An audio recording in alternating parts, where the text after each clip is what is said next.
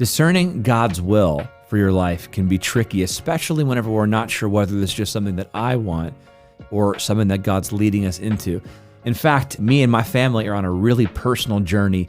Today, we're going to unveil some big news about the Leake family and talk about the journey that God's led us on.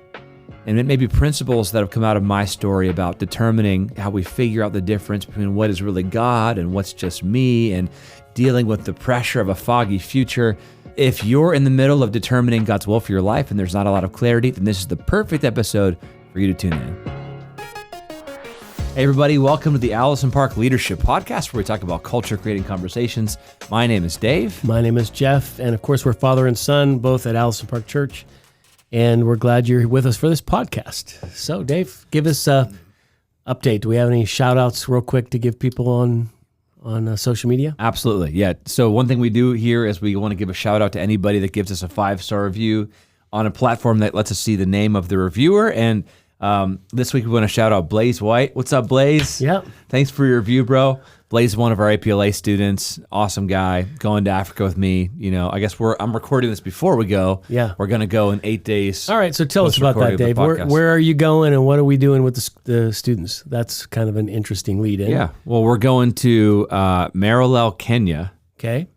Which is a rural part just south of Sudan, I guess, not so far off the border. I think it's because I think they were going up through there to get to South Sudan before. Anyway, point being, we're going there with Mission SOS. That's Evangelist Johannes's organization that he leads. We're going there with a team probably about 150. We're going to preach the gospel on the streets. Not all 150 are from Allison Park, but correct. Collectively, we're probably bringing how many? 50. Wow. Between Chi Alpha and Allison Park Church. Okay. So explain those two organizations. Chi Alpha is what? It is a college campus ministry focused on evangelism and discipling those who get saved. From the University of Pittsburgh, specifically the campus of the University of Pittsburgh here. Yeah. And then Allison Park Leadership Academy this is the graduating class of 2025.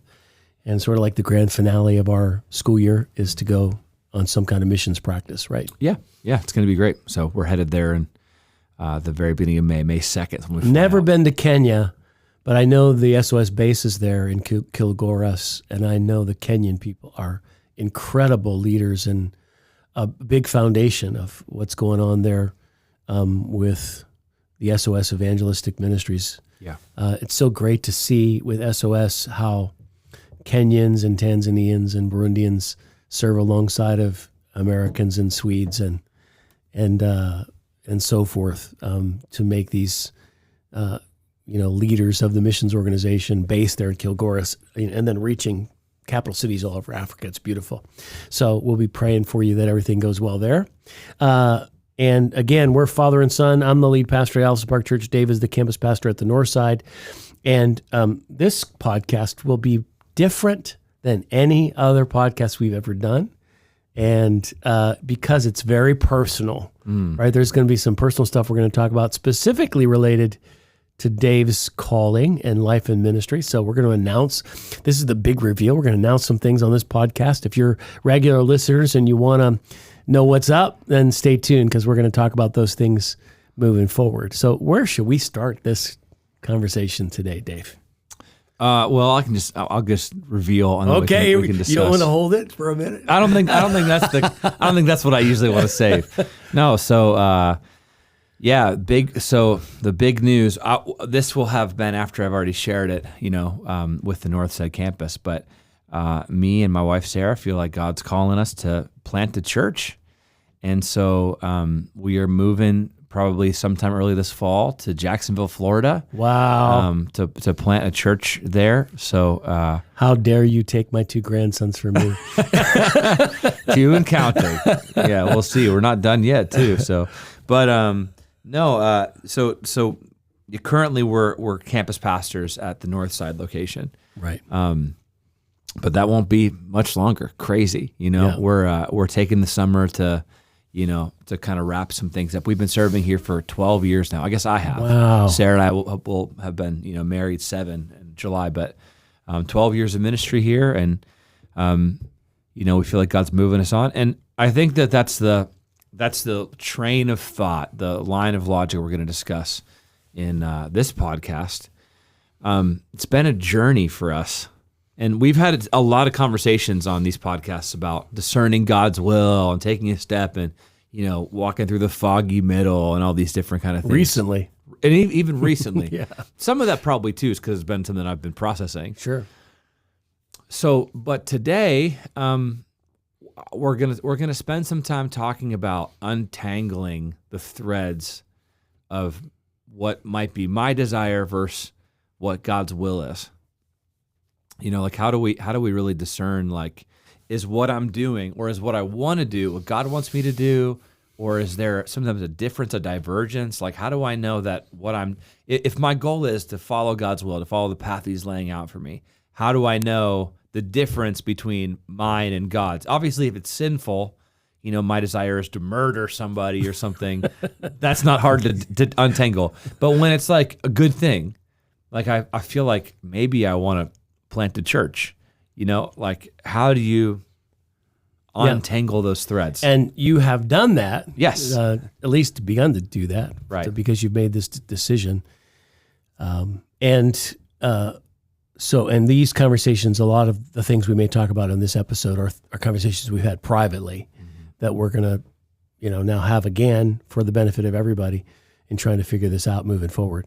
So let me just give a couple of distinguishments here because somebody listening might not understand. So the difference between a campus and a church plant is just simply Allison Park has 3 locations, each named Allison Park Church, all throughout the Pittsburgh region, one in Butler, one in Hampton Township, and one in the North Side. Being a campus pastor means that you are a part of the global organization, which means that a lot of things are centralized for you. We have one set of books. We have one board. There's a lot of things like social media and communications and marketing and finances and administration that happens at the global level so that basically a campus pastor can pay attention to caring for the people, contextualizing ministry to the community, and providing ministry with the Allison Park DNA at that particular location. What you're getting ready to do is leave the Allison Park Church campus family, and you're going to move to another city, and you're going to start a brand new congregation that will stand on its own. It'll have its own board, its own finances, its own vision, its own direction, and it's going to be in a brand new space, which is in Jacksonville, Florida. So, Dave, you grew up here at Allison Park Church. Of course, you're my oldest son. You were born the same weekend that I became the interim pastor. So your entire life, you have, other than going to Springfield, Missouri for your education, this has been your home church. Yeah. And in the fall, you felt like God spoke to you that you were not supposed to stay here, right? So unpack that for us. Okay. So, all right. So, I'll just share all the details. Yeah, go for it. I don't think it's a problem, but this will paint the full picture. It's probably actually helpful. People would probably like to hear this anyway. All right. So you have a plan that's outlined. I do. Yeah, of your transition at APC. Sure. So there's about 6 more years left. You started a 10-year transition plan where you're going to step out of the main role and assume a sort of a different role, but not as the head of Allison Park Church. At what age is that going to be? 67? Mm-hmm. Yeah. Okay. Right. And that will be 40 years? I became the pastor here in 1991. I will go till 2031. It'll be 40 years as the lead pastor in that role. I'm going to turn 61 here in a few weeks. So that means I have 6 years left. So we had a conversation, which actually, this is kind of funny now that I think about it. It was at a pick game, which we had another one that's going to come up, but years and years ago. And you said, hey, I want, this is probably 5 years ago, at least. So we're at a Pitt basketball game. Yeah, Pitt basketball game. And you said, I want you to think about maybe taking over for me someday. Not that you were saying I should, but consider this, pray about this. Yeah. Do you know what your future, God's asking you to do? I don't want to hold you back from doing whatever that is. I know you're thinking about planning a church, even at that time, because initially I was thinking, I'll get to that in a second, but I'd like you to consider this process. Yeah. So what I said to you is not that you'd be the only person I'd be thinking about, right? But you would be in the mix of potentials that could fill that role down the road. So it's not like we were grooming you to be the guy. No, right. We were just basically saying you should be in the conversation. Yeah. Yeah. And so that started a series of meetings that we would have a couple times a month where you would be giving thoughts and advice about how you're leading that we could then explore. So basically I started meeting with you and Josh as my two oldest. So I have 4 sons and a daughter. And we started meeting, we called it the Young Studs meeting. You called it the Young Studs meeting, to be fair. And my thought was in this journey, so I had seen other pastors who had sons that worked with them to do this. And that was, I want to spend time bringing you in on my thought process of leadership, where you can ask any question that you want to ask about what it is to be the lead pastor here, my philosophy of ministry on some things. And in the process, that either prepares one of you potentially to be a possible candidate for that role, or if you're not and you end up going to do something else, it just prepares you for whatever God's called you to do. Right. Because both of you, I think you and Josh will end up as lead pastors somewhere at some point. Sure. And the thing that happened in that actual meeting is not only did I maybe unpack some things to you guys, but you also spoke into my life. I actually think this is one of the things that has benefited Allison Park Church, is that part of the reason why Allison Park has grown younger in age over the last decade, because the attendees of Allison Park Church are getting younger, is because I have allowed you guys to also speak into my life and to how I lead, so that I can lead more with a sensitivity to the next generation. So a lot of those conversations ended up shaping some things philosophically Sure. that really helped this church become more effective. Right. Anyway. So that was the type of meeting that we had, where this conversation that was sort of life altering for me took place. And it was September of 2024. And I just gotten back from, I guess it was actually August, end of August, but I just gotten back from a mission trip where I was teaching in the SOS Bible School in Kenya, in Kilgoris, Kenya. Got back, and you were just saying, so still on this journey, have you guys thought more about what God's asking you to do, like what God's calling you to? Do either of you feel like there's a sense that God's asking you to consider being the lead pastor? And I was like, not really. Like I would do that if that's what God asks me to do, but it's not necessarily an ambition that I have. I'm just kind of moving forward in the next step. And, I'm fully invested in the Northside campus, and it's been such a blessing to me and my family to be there. Wonderful people. It feels like a very missional campus, and it's growing, and there's a huge young adult contingent that's there, people that are hungry to worship and all this. So it was like, I don't really have any sense.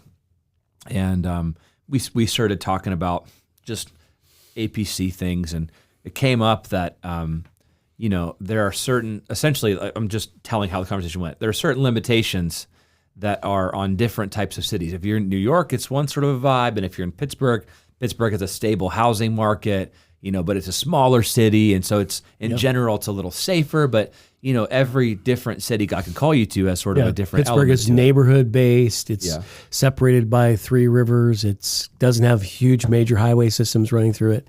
So there's some particular way that you would approach reaching Pittsburgh that would be different than reaching New York City or Columbus, Ohio, or Jacksonville, Florida. Exactly. And so we're having this conversation, and you were like, have either of you guys, Dave or Josh, either of you guys thought about, stepping out and taking over a church or planting? And you were saying, like, most churches are looking to hire lead pastors in the age range of about 35 to 45. And I was, going to be turning 34 in a handful of months. I'm not 34.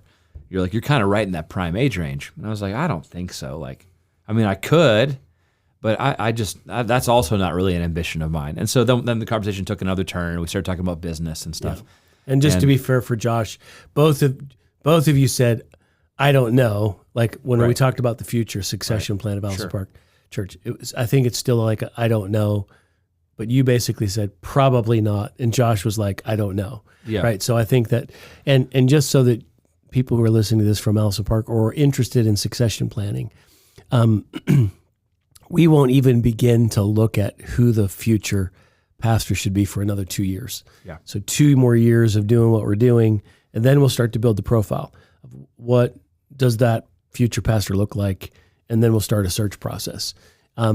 So this thing that I've been doing with you and Josh has been sort of private and on the side, and not with the design of being a kingmaker, Sure. right? Right. But more of a design to make you to be prepared for whatever God's called you to do, knowing that there are these possibilities that could have been there for either of you. Well, I mean, you're our dad, so it's it's not the same thing as a lead pastor. Like mostly, it feels more like it's been as much or more father-son talks. That's what it's been about leadership and ministry. Yeah. More than it's been preparing for a role. We kind of rarely talk about role stuff and more like life principles and lessons that you've learned as a lead pastor. And we're like, so why do you do this thing this way? And you're like, well, this is kind of how I've learned to do it, which has been helpful. Which is a lot of what we do on the podcast too. So it is. I guess you could say, if you wonder what goes on in those lunches that we've had together, it's been a lot of podcast conversations. Some podcasts have directly come out of those conversations. Actually, a lot of them have. Yeah. Anyway, that conversation ends, and I don't know. It must have been like a Tuesday. It was like the rest of that week, like Wednesday, Thursday, Friday, Saturday. It's hard to describe this feeling. If you've ever had this, you'll recognize it. It felt like I was bothered, or almost like I had like, it's bad to say anxiety. That sounds like a negative thing, but like I felt like God was stirring something, and I was like, oh, maybe I'm supposed to do this. Like, I don't know that I even want to do this, but like so the conversation we had, we're talking about this. I was like, I could probably do this like right now. Like, it's not like I have to acquire other skills. Like, do what? Plant a church or take over a church, become a lead pastor in some form. Like, I think I could do that right now. I think I'm probably ready for that because, like, at the Northside campus, like I've been writing and preaching my own messages for a year and a half, and there's some things I haven't had to do that you do as a lead pastor that I'll have to learn. But like, by and large, a lot of it's directly transferable. It's like I probably could do that. And then it became like, I think maybe I'm supposed to do that. And it was such a left turn out of nowhere for me that I think there probably was a little bit of a mix of anxiety. Like, oh man, like that's wild. Like, what if I'm supposed to, what's this even going to be like?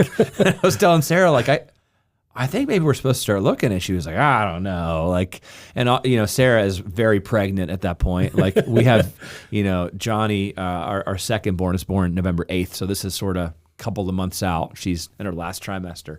She's like, I don't know. I can't even think about that. I'm just feeling stirred. So I talked to Mom at some point. She tends to hear from God pretty well. And I was like, did you talk to Dad about this? Oh yeah, we already had a conversation. And I was like, I think maybe I'm supposed to go become a senior pastor. She's like, I think you are too. And I was like, oh no. Like it sort of like settled on me when she said that. And I was like, oh shoot.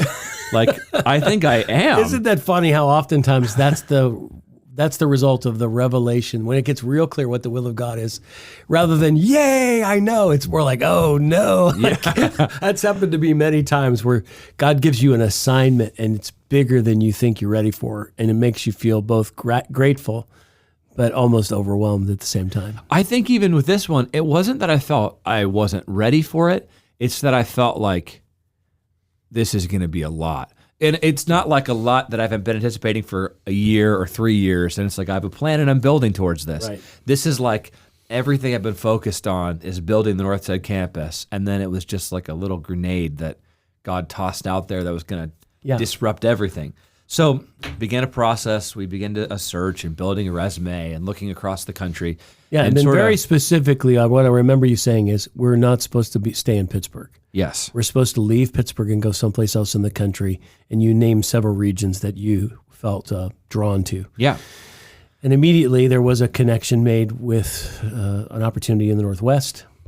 Pacific Northwest, yep. And we explored that, and God closed that door, and that was totally fine. An existing church that was looking for a pastor. Right. And you went through, 3 or 4 interviews. Yeah, right. And didn't turn out to be the thing. And that was going to be a huge, huge move for us. But it looked like it might be the thing. It did look like it might be the thing. And it took quite a while. So when that door closed, it was sort of like, okay, well, like now back what? To square one. Yeah, that's how it felt. So, at this point, we're talking like February. Mm-hmm. And so here's like, I know this is a long story, but it's a significant life event for me, and you're kind of hearing the birth of this church that we're going to plant. So, yeah, and I think part of hearing someone else's story when you're thinking about discerning God's will, you may relate to some of the experiences and principles that we'll talk about here. So I think there's a value. We also may, in this process, inspire somebody who's maybe had the same leading, like maybe you're supposed to step out and plant a church or start a business or do something, and you're hearing this and you're like, I think this is a confirmation that maybe I'm thinking the right thing too. So, or maybe God's just confirming that you're supposed to stay where you are. But yeah, so take us further. It's now February of 2025. And the doors in the Pacific Northwest are shut, and that's okay with us. That was going to be like after we had a real peace, but it's sort of back to square one. And now rewind, when I first got into ministry, so I graduated from Central Bible College in Springfield, Missouri in May of 2013 and moved back home, was exploring a lot of opportunities. And I thought early that summer, maybe I'm supposed to plant a church. And I had already done a portfolio of a city where I would plant as a project in Bible college.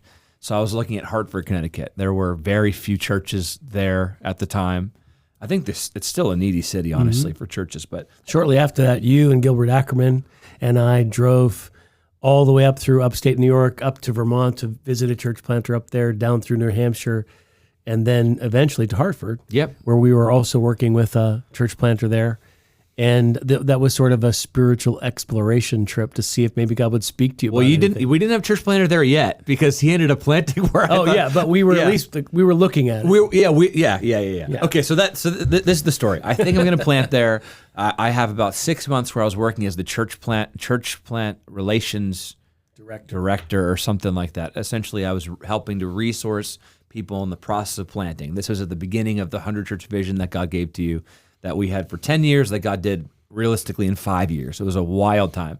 And I was thinking, I think Hartford's so centrally located. This would be a great place to be and to multiply out of there. And then God closed that door, and I felt like this isn't the right time. And I felt like I was supposed to step into youth ministry, which is never what I wanted to do initially, but I felt like God prompted me, take this step. So I did. And I was 3 years, then I'm planting. And then it became maybe 5 years. And then I ended up being there for 7 years. And then I was thinking, well, maybe I'll plant now. And it was no. And then the Northside campus position opened up. And I had been thinking, because it was a City Reach church plant before, which is a very urban, a lot of these guys were former gangsters, drug runners, checkered history. And now they got saved. They have a crazy testimony, but they're from an area like that, where I grew up in Hampton Township, and you know what I mean? As a PK. Super white kid. Yeah, exactly. You know what I mean? Pastor's kid. So I was I don't know if this is a fit. God asked me to do it. And then it's been wonderful. So all of that led me to this moment where out of nowhere, it's okay, we're back to square one. I know I'm supposed to leave. Maybe it's church planting, but I've investigated this so much that I have a profile in my mind of what an ideal church planter looks like. And there are some attributes that are not as natural to me that would take a lot to step into. Namely, their prototype church planters are amazing gatherers. They walk into a room, they're like, hey, and they, people are like, wow, I want to go with them. That's awesome. And I can be like that, but it's it's going outside of my natural personality a little bit. I don't know if I want to do this. So now we're at another Pitt basketball game, 10 years later, which is hilarious. And maybe not 10, 5 years probably later. Lost both of them. Probably did, but it got worse over time though. Because anyway, so we're at this game and they're getting killed, and it's a really bad basketball game, and we're talking about where we could go.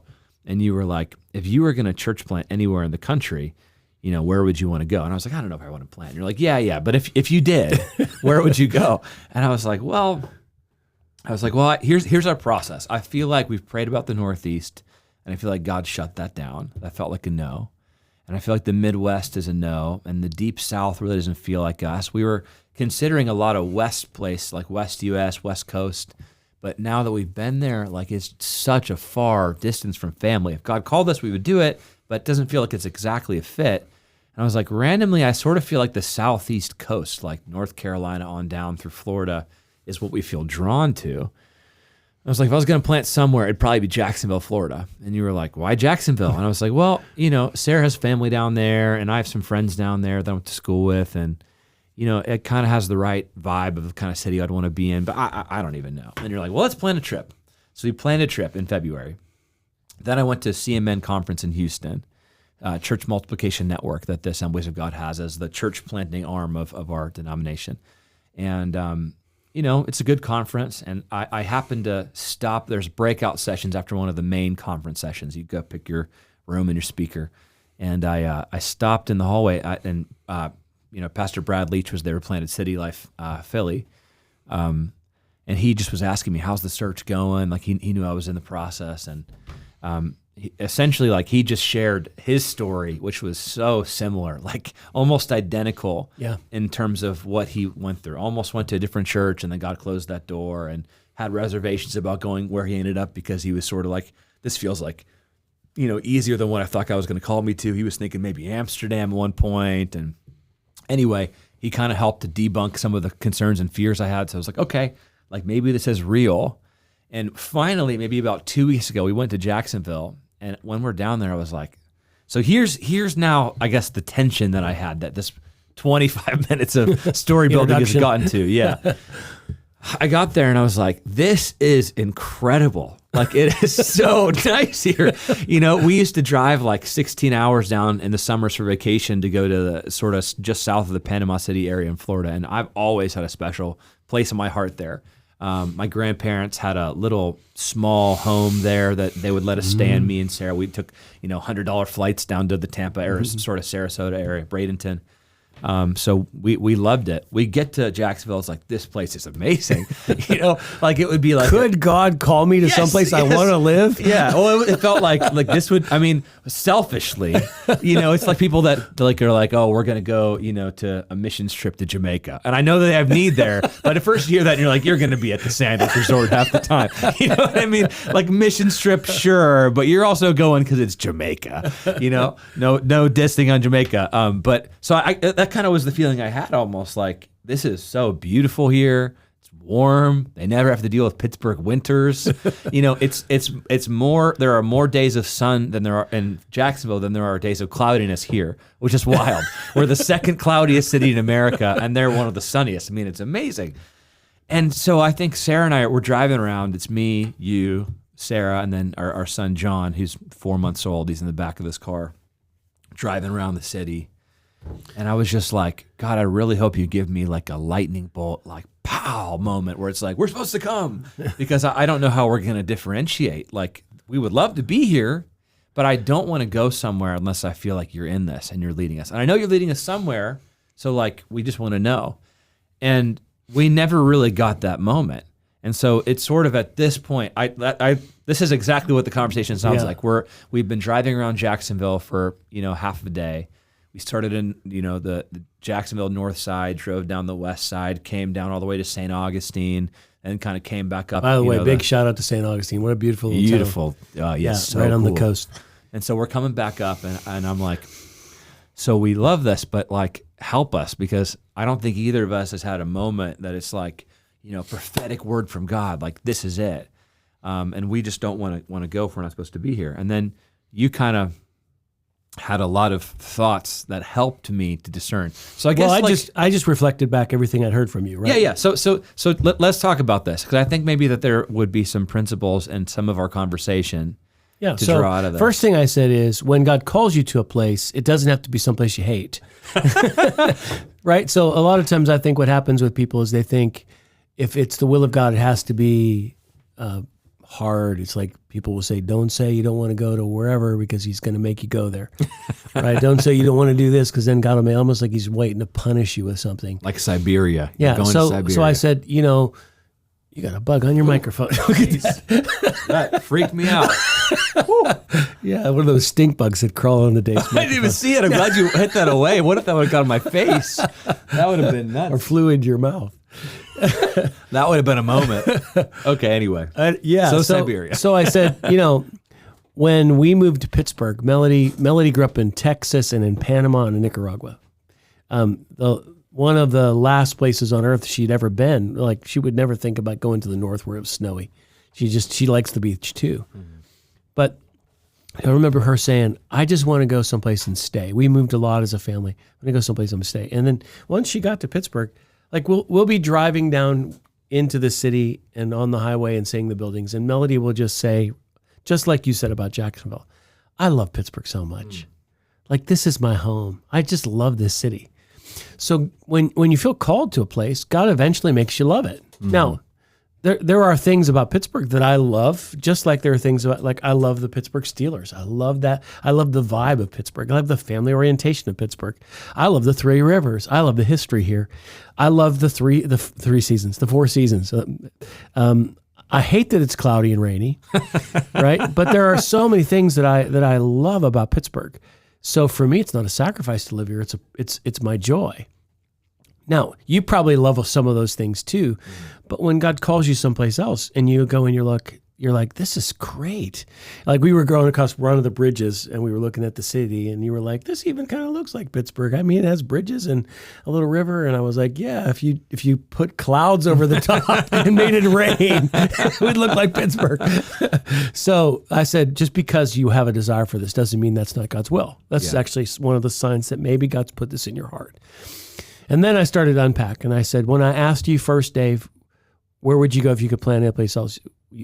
What did you say? You said Jacksonville. I said, okay, we're down here exploring. If we come away and we're not certain, where else are you going to go? What's your next city? And you were like, I don't really have one. I was like, it would be back to square one. Yeah, I said, okay. So this is pretty high up on the list, right? And you said, yeah. And I said, okay, one of the things that happens whenever you get into a city, especially if you are called apostolically to plant a church. So the larger concept is, I'm not just here to plant one congregation, but I want to really make an impact on the city. I said, if you're called that way, when you look at the map, you start to have prophetic thoughts. And I said, what thoughts do you have when you look at the map? And you were like, well, there's a highway that goes all the way around the city. And I could see actually planting churches all around that highway. I was like, okay, that's a sign. It's not just a strategic thought with you. You were starting to have visions and dreams for the area as we were driving around. And then we hit one spot. I don't remember what it was. We were nearing Sarasota Beach, Central something. Yeah, not Sarasota, but yeah, it's it was Center Parks we were talking about. Yeah, we were getting close to Jacksonville Beach. I'm sorry, I'm on the other coast. Central what? It's called Center Park. Yeah, Center Park. Okay, it's sort of near the beaches on the east side. And Sarah started to say, "Oh yeah, I could see us here like this." Like, up until that, she'd been pretty quiet. She's like, "Oh yeah, this feels like the kind of place we could plan." And you were like, "Yeah, I think this could be like it would be kind of in an area like this." I'm not saying that it will be in Center Park. I'm just saying that was what you were saying when you were there, and so I said, I named other parts of the country. I said, "You're not Northwest. No, you're not Northeast. No, you're not Midwest. No, you're not Texas. No, you're not in another country. No." So okay, so you're going to someplace in Florida. And it's probably someplace on this side of the state, right? Would you want to maybe not go here and reapply for some of the churches that you saw online that were open? No, I wouldn't feel. So I said, well, by process of elimination, aren't we kind of here? Like, and then you got real quiet, and like 10 seconds later, you're like, yeah, this is where we're supposed to be. Like, it wasn't like I prompted that. It was like a reflex. You said it out loud, and then instantly you were like, "Oh, Sarah, I'm sorry. I didn't want to speak for you. Maybe you don't feel that."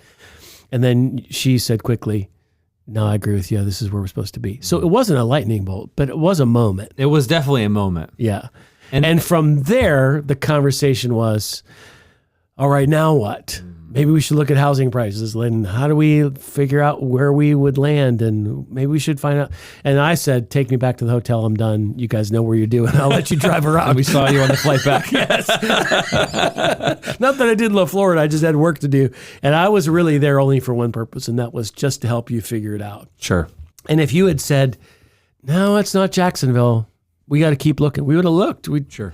Ultimately, what I want for your life, both as your pastor and your dad, is for you to be in the center of God's will, doing whatever that is. Pittsburgh would be great because the grandkids would be closer, and you would be on my team. But if you're called to Jacksonville, that is what I want you to be doing, wherever in the world God wants you to be. And so you had, I like to call it a 70% aha moment. It wasn't 1,000%. It was like maybe more, right? Yeah. Well, I would say we were already at 65% before that trip we were supposed to go there. And I would say it got us to like 95%. Oh, okay. Well, so when you said, yeah, we're supposed to be here, you were at 95 at that point. Yeah, I mean, even now as we're talking about it, it's like the minute. So I think we were just so in our heads about the possibility of missing it, and like doing something fleshly, like, oh, this is just a fun idea, like, and we were even discussing this afterwards, like, if like a lot of times it feels like pastors are the only ones that don't get to choose where you live in the world. Like if you have another job, you can just be like, we're going to move here. Yeah. But like, at least the way we do it, like when you have an assignment someplace, I've never thought about leaving Pittsburgh because I felt I was called here.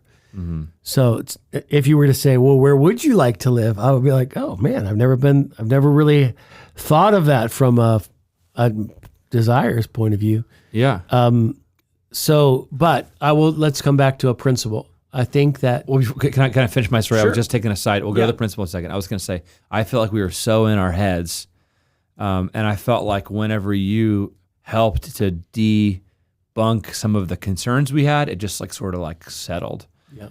And even like now, as we're like talking about it, I'm like, I am so excited to go.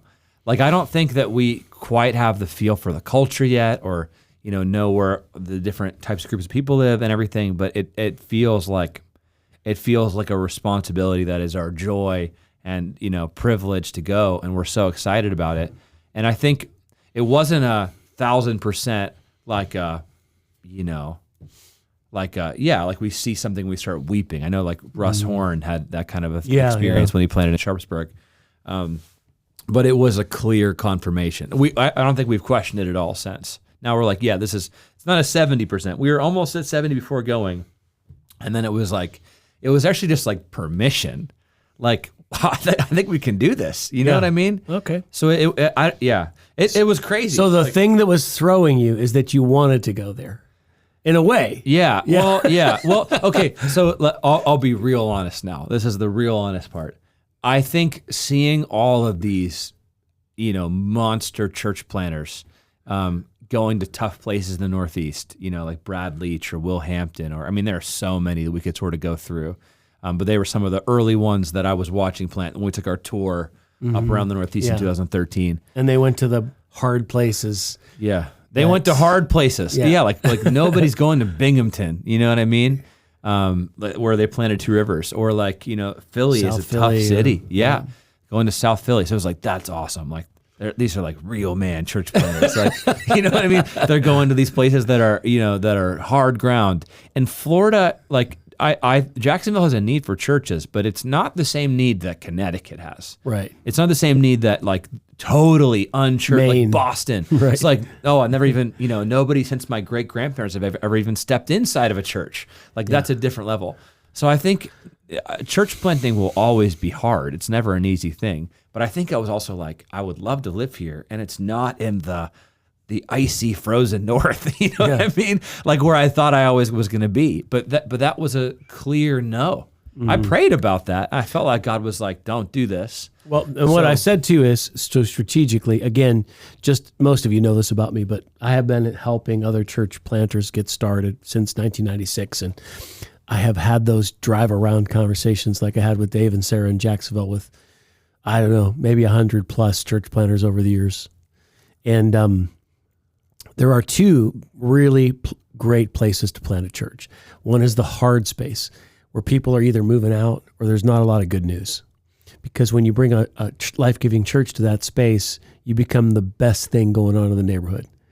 And the other place is the place where people are moving in. So where you have high transiency, where you have a transplant of immigrants and people moving from other places into a place. And Jacksonville is booming with people moving in.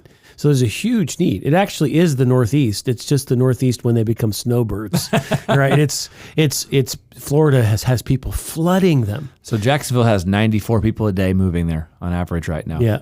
Which is crazy. So that would be a place missionally that you would say that you'd want to plant, because it's reaching people that are not being reached, which is the whole purpose, not how hard it is, but it's really who you're trying to reach and why a good church is needed there. So, and here was my principal point. Anytime you're being led by God, you typically only get 65 or 70% before you have to make a call. And finding out if that's the right thing when you're at the 65 to 75% mark is when you start to poke at it. What we did when we drove around is we were just poking at it. Holy Spirit, is this right? Does this feel good? Sometimes you get the lightning bolt moment where you weep and cry and someone gives you a undeniable prophetic word. Thus says the Lord, you're supposed to be here. Most often it's more foggy than that. And when you're trying to make a decision about the future, you're collecting revelational data, right? What has God said from what vantage point? What do we feel? Is this right? What's the input we're getting from other people? Does this still feel right? Like it's a constant collection of revelational data from different sources until finally that percentage becomes strong enough inside that it becomes conviction. And then that conviction you use to continue to poke. So what will happen now, Dave, is I'll both prophesy and speak predictively based on experience, is you will start to move and you will find these divine appointments that God has set up for you. Because whenever he calls you to a place and assigns you to a space, he does it because he's already been working there for you and for this work to be established before you even said yes. It's like God was moving things in Moses' life when he was at the burning bush and he was standing there. Even before he had said yes, he had spoken to Aaron, his brother, on the other side to move in his direction. So God's got things moving toward you, where you're going to live, where the building's going to be, who's going to be on your team, favor you're going to get from people in the community. God is not waiting for you to move to Jacksonville to start all that in motion. He's preparing all that for you so that when you step into the will of God, you're stepping into his preparation for you, which also provides a lot of confidence and comfort that you're not going and making this up as you go along. You're partnering with God to plant something he's called you to in a place he's already prepared for you. Absolutely. Yeah. And that's not just true for Dave and Sarah and this church plant in Jacksonville. It's true for anybody trying to follow Jesus.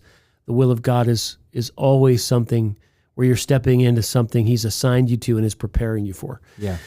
So discerning that is so important because if you just go out of your own idea, you miss the preparation of God.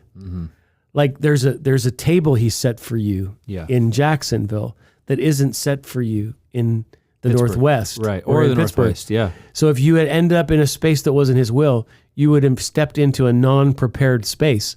In Jacksonville, he's prepared something for you. Yeah. And the reason why you feel spiritually hot inside is because you're actually, it's like the game Cold or Warmer. Like, and it's like as you drive around, the Holy Spirit's saying, warmer, warmer, warmer. Like you can just almost sense it inside. The Holy Spirit's saying, oh, wait till you see what I got here. Like that street we're on, oh, you're going to meet a guy right here. It's going to be so amazing. Like you don't know all that yet, but the Holy Spirit knows that. And that's part of why he gets more active inside you the closer you get to what he's prepared for you. Yeah. And that now you're on the journey of amazing discovery. You're going to step into all this stuff that God has prepared for you that you just don't know about yet. Yeah. That one day you'll tell the story of how God provided. And again, this is true for everybody. If you say, yes, God, I want to follow your will and your way, everybody has a prepared future. Yeah. And I think it's about asking God and seeking his will until you kind of find that this is what God has for me. Principle that I'll reflect on that, Pastor Brad Leach was talking to me about is I was expressing my hesitance about going to Florida because he was like, this feels like a place you'd want to vacation. And I was like, yeah, so I don't know if I can go there. Well, here's a little side. As I transition and have more time as I move into another role and not the lead pastor role, this is a great place for me to go see my grandkids. Yeah, absolutely. Yeah. So, but he was like, I think it's a theological error to believe that God's will is always whatever the hardest thing is. Yeah. And he told me a story. He was like, for me, when I was younger, I went to Amsterdam, and I thought this would be the hardest place in the world to plant a church. He's like, so it must be for me. Yeah. Because it's hard, and it'd be suffering, and it'd be holy, and God, obviously I've been here for a reason. But he said, Philly is a lot easier than Amsterdam would be. Philly's hard. It's really hard. It's a hard place to plant, but it's easier than Amsterdam. But even if I would have planted in Amsterdam, there's harder places. There's Sudan, you know what I mean? Yeah. There's Pakistan. Sure. There's harder There's always a harder assignment than what God's given you, and you can't judge. And there are always things that are uniquely hard and difficult about where you're going, and there's always things that are uniquely wonderful. Right. No place is all difficulty, and I guess you'd say there may be some, but and there's a joy somewhere. Yeah. in it all. And so, but I think he helped just to sort of remind me, like, you don't judge whether you're on track for God's will based on how much suffering or how hard it's going to be. Like, God is and that's something that I felt like I had heard God saying to me in sort of my anxiety moments throughout this process, is like, God's not handing me over to be tortured with this assignment. Like, it doesn't necessarily mean it's going to be easy, but like, God has something good in mind for me for this. And I think that just sort of like released something like, oh, like, I can kind of consider anywhere, and not automatically rule off places that are perceivably a better assignment, like being by the beach, which is a great one for me. You know what I mean? Like, rule that out just because it's desirable.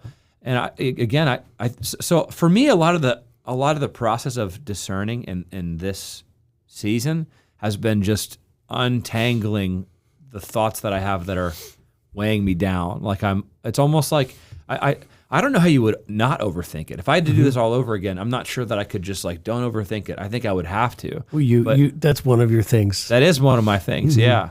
But I think God sort of stripped little pieces of that off until it was like, okay, like, here's a piece. This is the right thing. Like, there's been a lot of confirmation signs. Yeah. Now. Okay, so now let's leverage the last few minutes of this podcast by a couple things. So first, I will say that Allison Park Church has now planted directly 33 churches, and we've been, I guess, downline. There have been churches that we planted that have planted, and then there have been some granddaughter churches too, meaning 2 downline. So there's a whole group, but we've now done 33. And it seemed like for a little season, our planting got put on hold, but Colin Robinson has already moved to New York City next year. He'll be planting Freedom Church there. You're going to go to Jacksonville. It appears like there are 4 new churches that we will including me and Colin, including you guys, and maybe in adopting a 5th in 2026, which is amazing how God is reopening that. And so we feel like we're almost entering a second season of planting.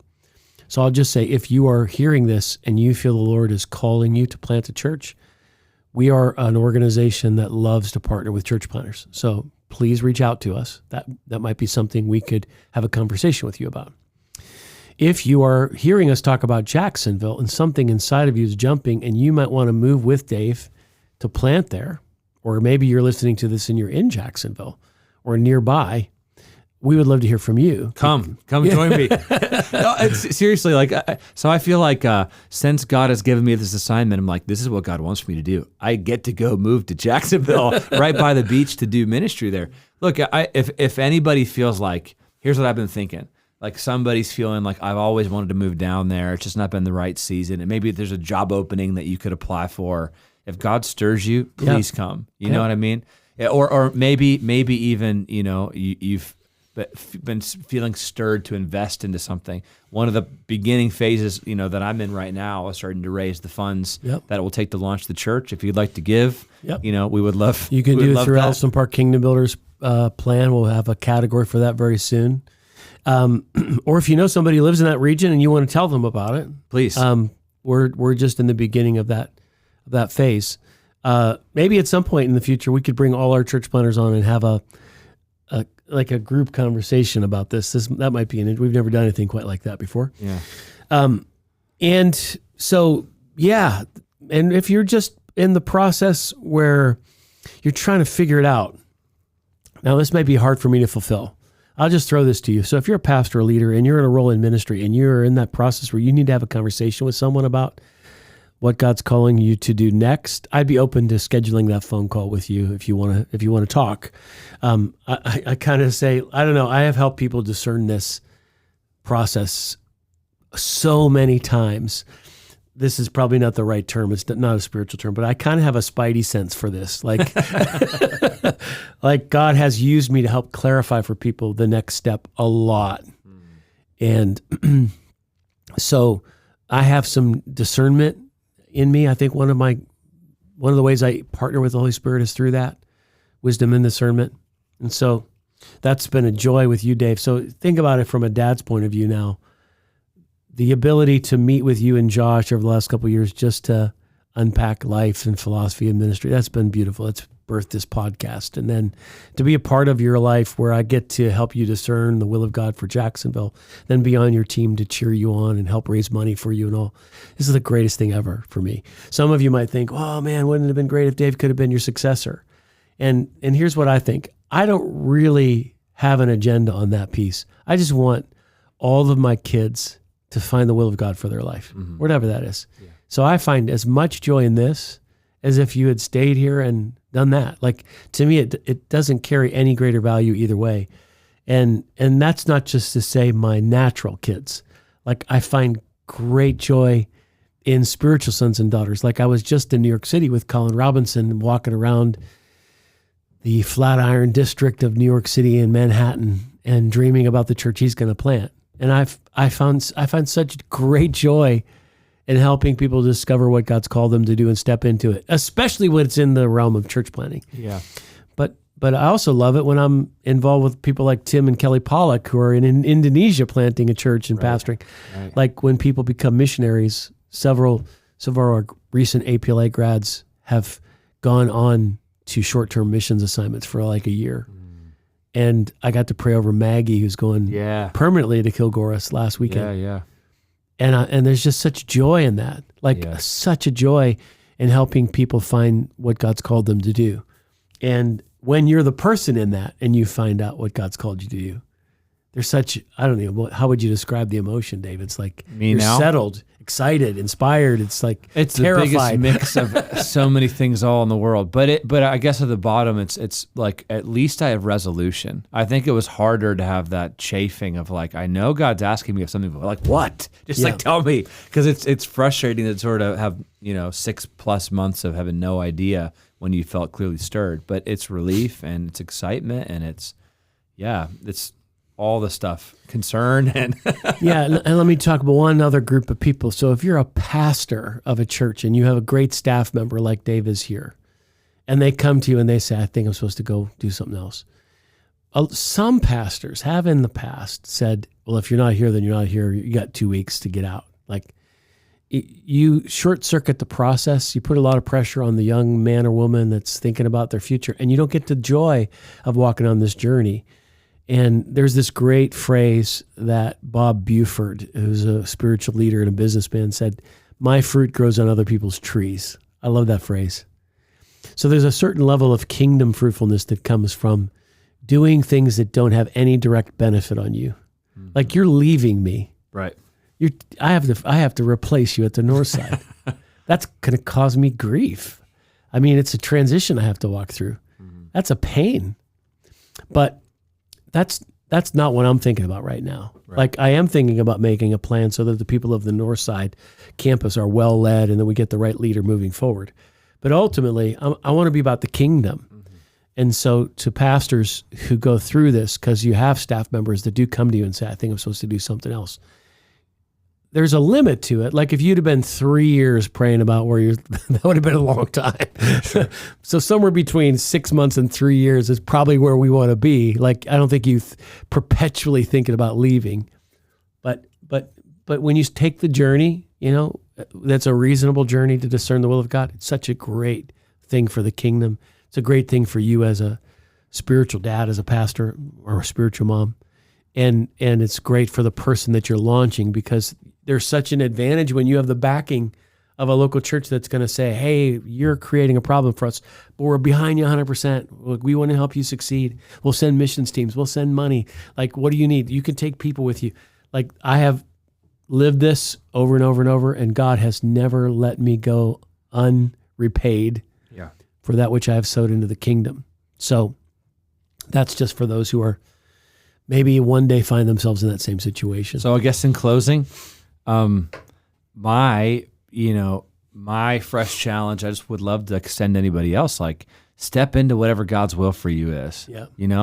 Like, I feel like, I'll say it at least like this. In our circle right now, God is stirring so many things. He's opening a lot of doors. And I think what was birthed in me for church planting was birthed out of seeing people like, Brad Leach and Will Hampton. And it's like, wow, maybe that's going to be me someday. Same with Colin, I believe, same kind of thing. Yeah. So if God is stirring something, like, jump on in. You know? And if you're in a space where he's not stirring anything, stay where you are and be fruitful there until you hear otherwise. Because sometimes it's exciting to move on from what is, but I am living the life story of being in the same place for 34 years. Right. And I haven't left. And there's a fruitfulness that comes with rootedness and stability. And so whatever God's called you to do that, because that's the best thing you could do. Well, we appreciate, as always, you joining us today in our episode. Thanks for hearing my story. I feel a little self-conscious that I spent like 30 minutes plus just like telling the intimate details, but maybe it spoke to you in some way. And if it did, or if it might help somebody else that you've been in conversations with as far as about their future and there's some unresolved nature, we would love if you would share this with them. You can also help us out by liking and subscribing on YouTube or leaving a comment, which we would love to interact with you about. And of course, as always, you can give us a 5-star review on whatever platform you're listening to this on. So we appreciate you so much for being a part of this. We'll see you guys again next time.